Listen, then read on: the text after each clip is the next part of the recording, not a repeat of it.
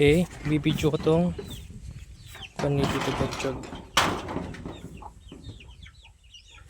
Hinukay. Signal? Hindi, wala. Ilang roll yung warbang ubusin natin dyan? Sa Papunta dito hanggang sa bahay. 550. Hanggang kay Tita Nimpa. 550 meters? Mahaba-haba pala yan. Mahaba-haba pala. Diyan sa kasado na lang. Ay, yung isang roll, ilang kuwan yun? 1,000 yan eh. Ah, ganun pala. 1 kilometer. Kwan yun eh, nasa, depende, dun sa ako niya, may 1,700, yun yan. 1 kilometer, may 1 kilometer to hanggang sa bahay. Hindi, dyan lang kila Tita Nimpa. Wala naman tayo ano doon. Walang. Wala tayong internet.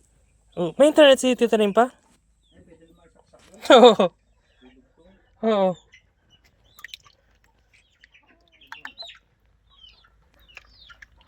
Ito. Meron naman natin eh, deka nila. Meron man natin yun eh. Ano nilagay ko bang kuwan ano doon? Nang, isang kan lang, yung isang A. Isang A lang. Di niya na makahalata yun. Bago pa yan. Tinesting ko yung apat na A and B, yung marami. Isang butas lang ang patay. Oh, hindi siya gumagana. Isang butas lang ang di gumagana. Oo. Matagal na na-stock yung mga yun eh. Magana pa lang ako itong mga ito. Kasi kabit ako ng wardo sa loob. Galing sa taas. Testing ko lang. Bro, ano yung ay lusot lang pala siya. Putik. Oh shit. Kaya, iniisip namin dito maglagay ng poso rito eh. Sa tingin nyo, pwede kaya ano kaya yun? Hindi kaya amoy utot yung tubig?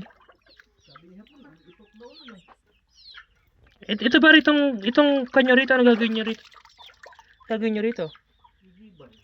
Ganito lang siya tito, okay na to. Hindi, lalaliman ko pa siguro yan. Hindi ko pa makakuha ang kutsot yun eh. May kamba rito tito, yung gagawa ng poso, siya yung magbabaon. Baka siya yung nakausap mo magpaparmol. Na magpuposo na rin? Oo. Hindi ko alam. Inalang ko may parmol doon ay. Ah, Pupuso yun eh, maliit na lalaki nakausap mo. hindi, may nakausap akong maliit na lalaki. Yung sa may malapit dun sa may... Pumasok ka sa may basketballan. Hindi, bago mag-basketballan.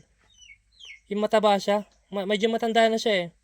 Bago Roy yata yung pangalan nun. yung sa may cover ko. Bago mag-covered court. Kumana. Kasi di ba merong tindahan na malaki ron? Kaya tulog ba? Ayun, may parmol daw sila, wala nga raw silang driver. Pero yung kapitbahay niya lang pulay-pulay yung bubong. Meron daw. Meron silang kubota, ang wala nga lang sila yung parmol na talim. Ang meron sa kanila yung parang kalaykay siguro yun. Iba yung itsura ng talim nila eh. Hindi naman siya mabaho.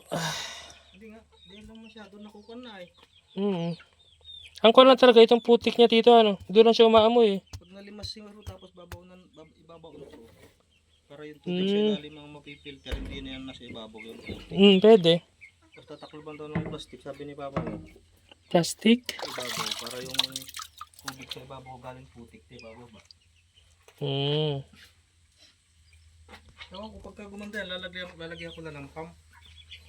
Hindi sagar. Parang hindi naman na ito maiigat ito eh. Ano kaya? Ito na siguro yung level siguro nitong Kahit mag-summer? kwan dyan.